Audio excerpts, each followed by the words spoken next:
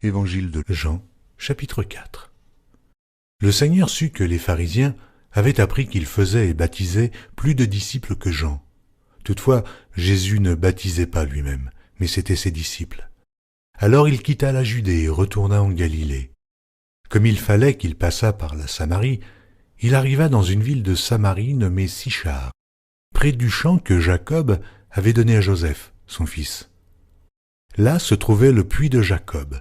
Jésus, fatigué du voyage, était assis au bord du puits. C'était environ la 6e heure. Une femme de Samarie vint puiser de l'eau. Jésus lui dit « Donne-moi à boire », car ses disciples étaient allés à la ville pour acheter des vivres. La femme samaritaine lui dit « Comment toi qui es juif, me demandes-tu à boire, à moi, qui suis une femme samaritaine ?» Les Juifs, en effet, n'ont pas de relation avec les Samaritains. Jésus lui répondit « Si tu connaissais le don de Dieu, et qui est celui qui te dit « Donne-moi à boire », tu lui aurais toi-même demandé à boire, et il t'aurait donné de l'eau vive. « Seigneur, lui dit la femme, tu n'as rien pour puiser, et le puits est profond. D'où aurais-tu donc cette eau vive ?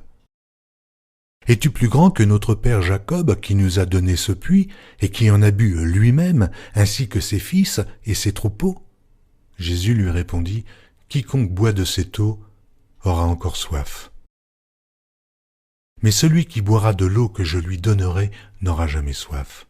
Et l'eau que je lui donnerai deviendra en lui une source d'eau qui jaillira jusque dans la vie éternelle. » La femme lui dit, « Seigneur, donne-moi cette eau, afin que je n'aie plus soif, et que je ne vienne plus puiser ici. » « Va, lui dit Jésus, appelle ton mari, et viens ici. » La femme répondit, « Je n'ai point de mari. » Jésus lui dit, « Tu as eu raison de dire « Je n'ai point de mari », car tu as eu 5 maris, et celui que tu as maintenant n'est pas ton mari. En cela, tu as dit vrai. » « Seigneur, lui dit la femme, je vois que tu es prophète. Nos pères ont adoré sur cette montagne, et vous dites, vous, que le lieu où il faut adorer est à Jérusalem. Femme, lui dit Jésus, crois-moi, l'heure vient où ce ne sera ni sur cette montagne, ni à Jérusalem, que vous adorerez le Père. Vous adorez ce que vous ne connaissez pas. Nous adorons ce que nous connaissons, car le salut vient des Juifs. Mais l'heure vient, et elle est déjà venue, où les vrais adorateurs adoreront le Père en esprit et en vérité, car ce sont là les adorateurs que le Père demande. Dieu est esprit, et il faut que ceux qui l'adorent en esprit et en vérité.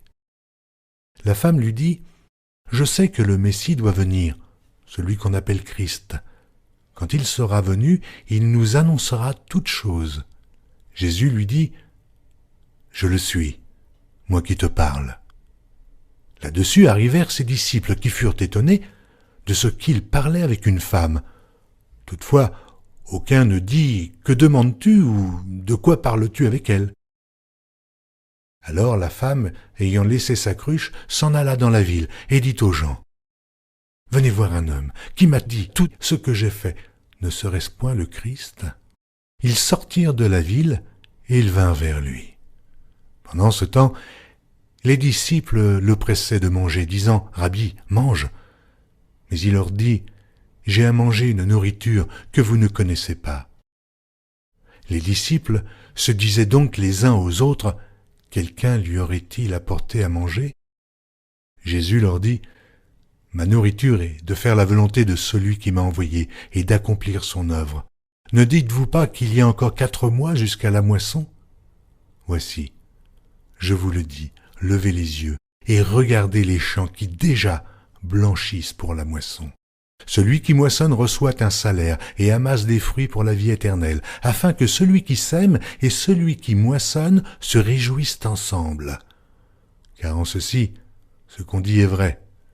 Autre est celui qui sème, et autre celui qui moissonne. Je vous ai envoyé moissonner ce que vous n'avez pas travaillé.